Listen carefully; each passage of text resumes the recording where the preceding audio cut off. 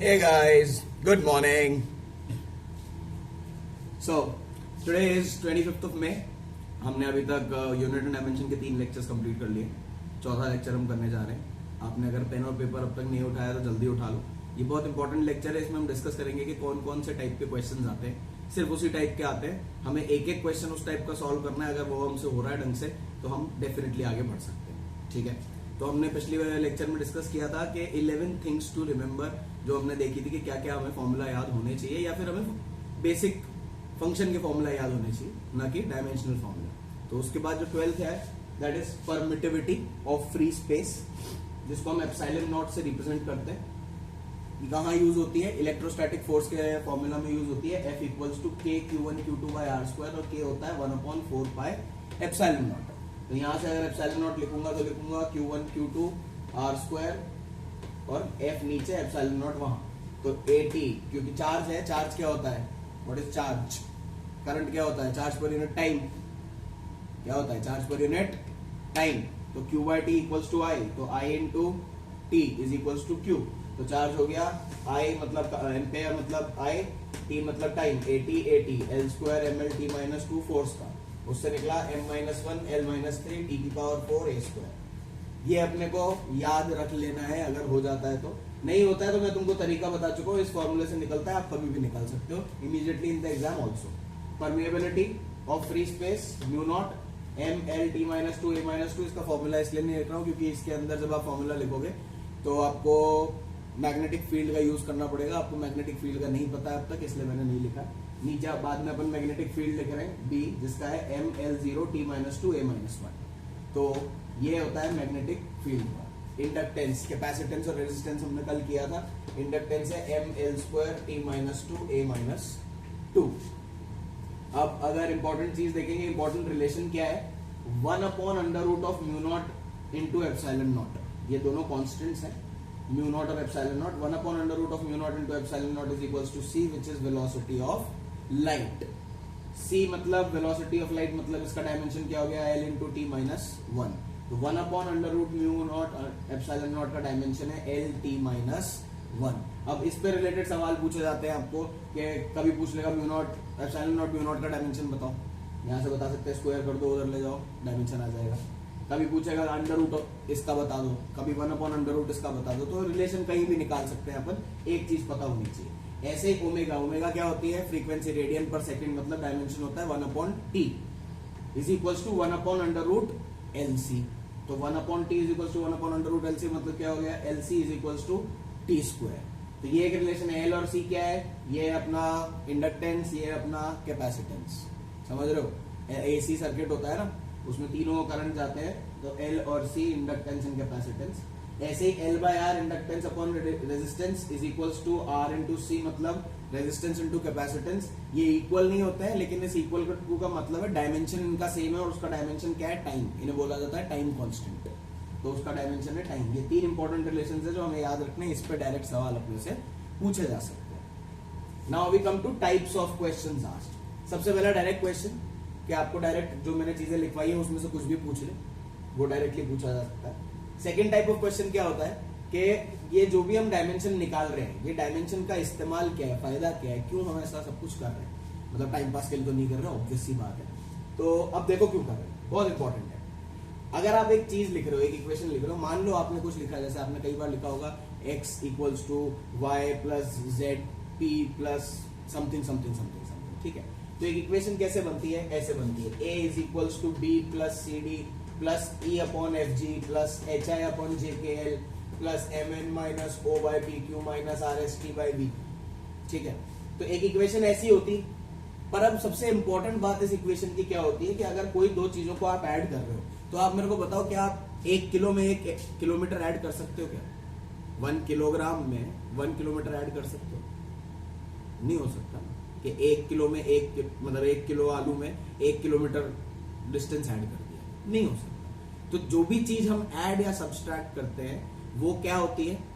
वो सेम होनी चाहिए, उसका यूनिट सेम होना चाहिए, तो ही तो ऐड और सब्ट्रैक्ट कर सकते हैं। 1 किलो और 500 ग्राम, इन दोनों को ऐड करके मैं 1 किलो 500 ग्राम लिखूंगा।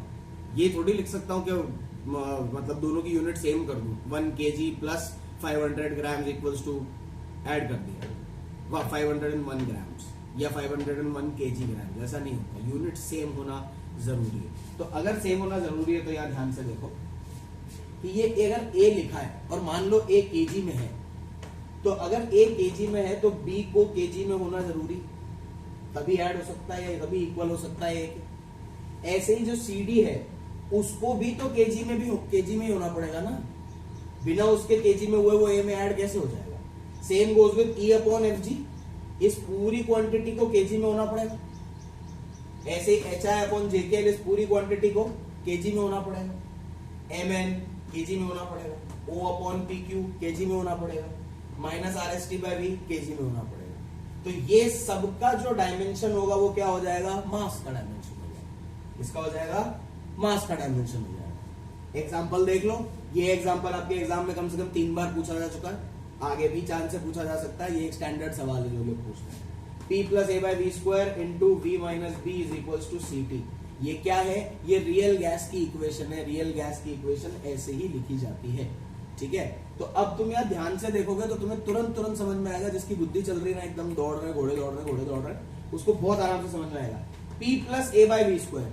अब मुद्दे की बात ये, P है प्रेशर, लिख रखा है यहाँ पे, P is pressure, V is volume, T is temperature. तो अगर P प्रेशर है और उसमें कुछ मैं ऐड कर रहा हूं तो वो प्रेशर की डायमेंशन का होना चाहिए, बहुत सिंपल सी बात है, तभी ऐड हो सकता है। तो P is equals to dimension of a by v square. तो ए की डायमेंशन क्या हो गई, P into v square, pressure into volume का स्क्वायर, प्रेशर है ml minus 1 T minus 2, volume है क्यूब, तो एल क्यूब का स्क्वायर हो जाएगा एल की पावर 6, तो एम एल की पावर 5 T माइनस 2, ये इसका जवाब हो गया ए की डायमेंशन का। अब V माइनस बी, यार वी वॉल्यूम में मैं उससे कुछ माइनस कर रहा हूं तो वॉल्यूम की यूनिट का और डायमेंशन का माइनस कर सकता हूं ना।